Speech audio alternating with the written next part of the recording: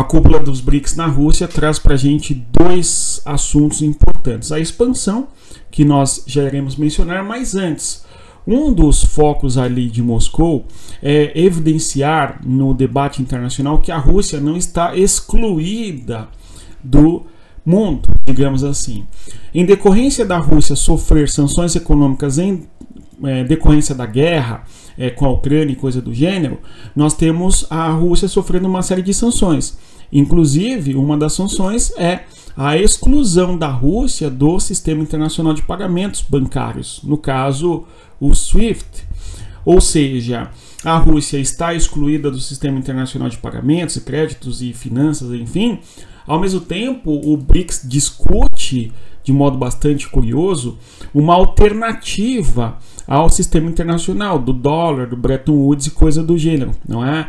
Isto não se dá agora, isto já vem acontecendo no contexto do BRICS há alguns anos, uma tentativa de ter uma moeda alternativa ao dólar nas transações internacionais e, após a Rússia estar excluída do sistema internacional por conta da guerra, é uma tentativa de tentar procurar um caminho para uma alternativa ao sistema internacional de pagamentos, ao sistema SWIFT. E isto vai ser ainda maturado, digamos, ao longo dos próximos anos em relação aos interesses geopolíticos, em boa medida, que interessam bastante a Rússia. É claro que nós podemos pensar que talvez interesse a China também ter um sistema internacional alternativo. Entretanto, a China tem muitas reservas em dólar, tá certo? Boa parte das empresas que atuam no território chinês são americanas, de origem americana, então tem uma economia bastante dinâmica e complexa, não é? E uma boa relação com o uso de dólar. Tá bom? Entretanto, nas trocas comerciais entre os países do BRICS, o yuan é uma moeda usada em quantidade significativa, tudo bem? Então, de qualquer maneira, vamos acompanhar qual que será o desdobramento aí dessa cúpula que termina amanhã, dia 24 de outubro. Hoje, dia 23, e nós temos aqui a abordar o tema fundamental, que é a lista que acabou surgindo dos países eventualmente novos membros do BRICS. Antes de avançar, vou pedir a você que deixe o like, se inscreva no canal e divulgue nosso conteúdo às pessoas que gostam de geopolítica. Pessoal, então o BRICS é um agrupamento de países, tá certo? Então, primeira coisa importante que nós temos que ter clareza é o seguinte: o BRICS não é um bloco econômico, tudo bem? Então as pessoas, quando falam bloco econômico dos BRICS, coisa do gênero, estão falando em verdade, nós estamos diante de um agrupamento, é um agrupamento de países, tudo bem? Este agrupamento de países conta no atual momento com 10 países. No caso, para que houvesse um bloco econômico, deveríamos ter um caminho a ser seguido nesse sentido, ou seja, o desenvolvimento eventual de barreiras alfandegárias livres, ou seja, a criação de uma zona de livre comércio, eventualmente a criação de um mercado comum, tá bom? E no futuro, quem saberia uma moeda para esses países, enfim, como ocorre na União Europeia.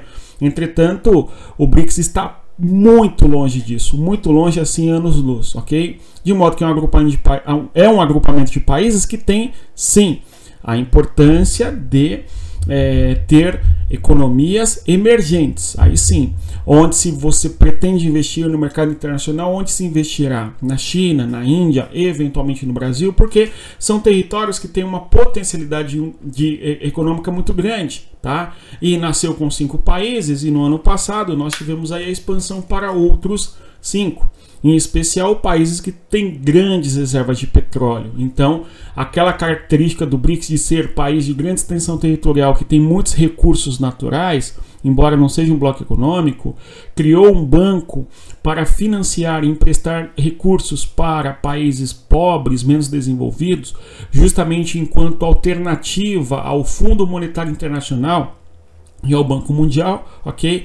A expansão do BRICS não se deu para nenhum país compreendido como desenvolvido em termos econômicos, mas sim para países como Egito, Etiópia, Arábia Saudita e o Irã, por exemplo, que são países que não são desenvolvidos em termos econômicos, e são países emergentes, então permaneceu a sua característica.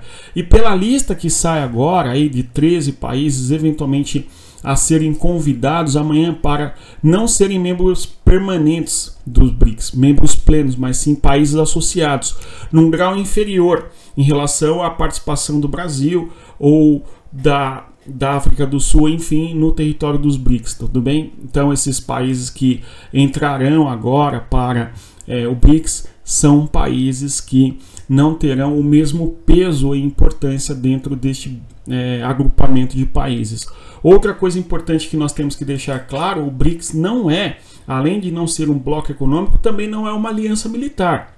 São países que estão discutindo alternativas econômicas diante do sistema internacional que já existe, tá? E isto não significa que esses países do BRICS irão conseguir consolidar uma alternativa ao dólar ou mesmo ao Fundo Monetário Internacional, ao Banco Mundial e coisas do gênero, tudo bem? Esse é um ponto importante, porém, nós temos ali dentro do BRICS a segunda maior economia do planeta em termos de PIB nominal.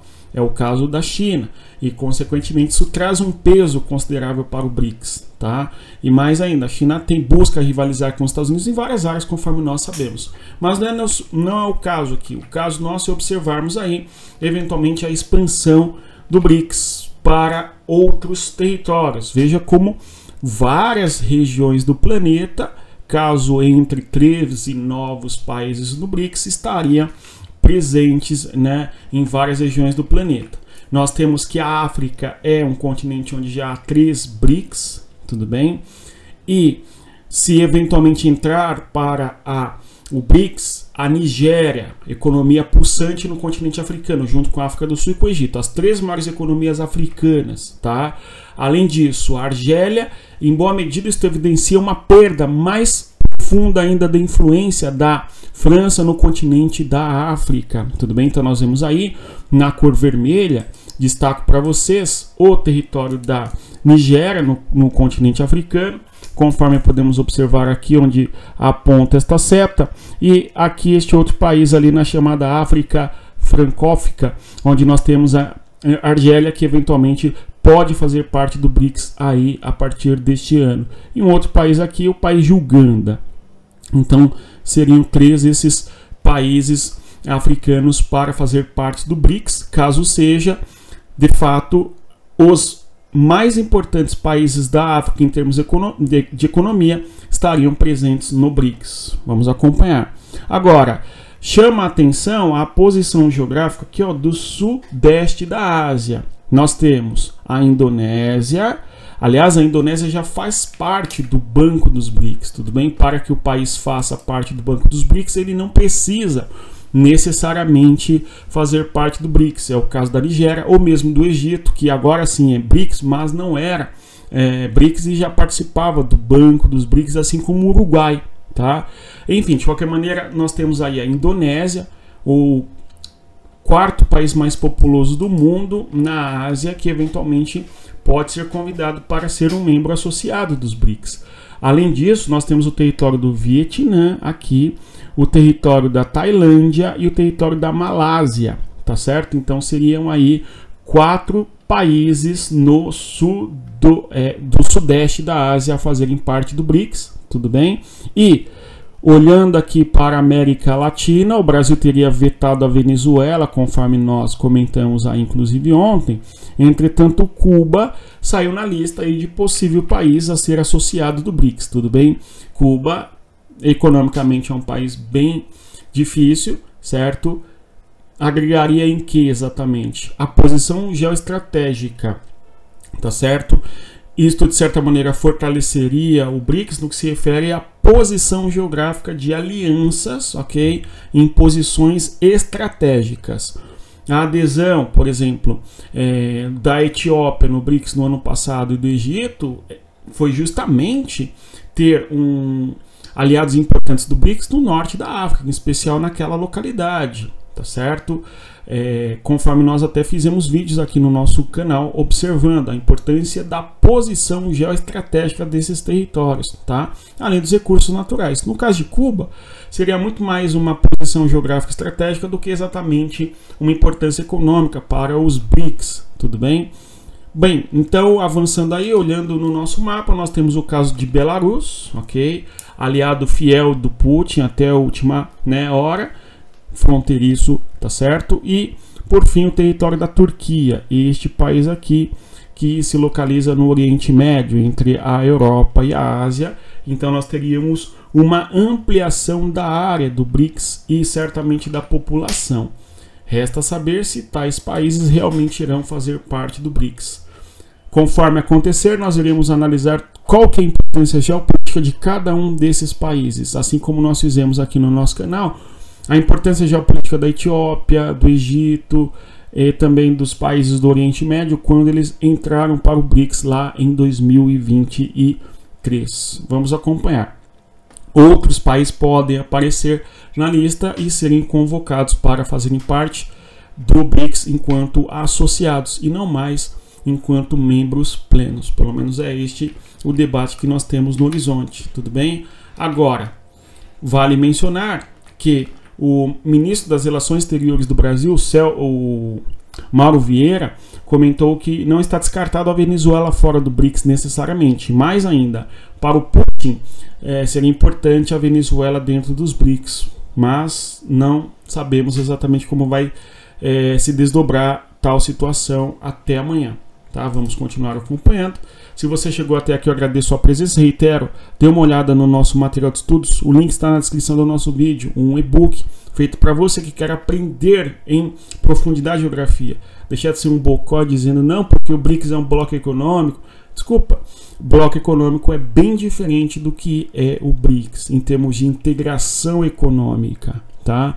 Se você quer aprender isso em detalhes, em maior profundidade, para deixar de passar vergonha, dê uma olhada no nosso material de estudos. O link está na descrição do nosso vídeo aí.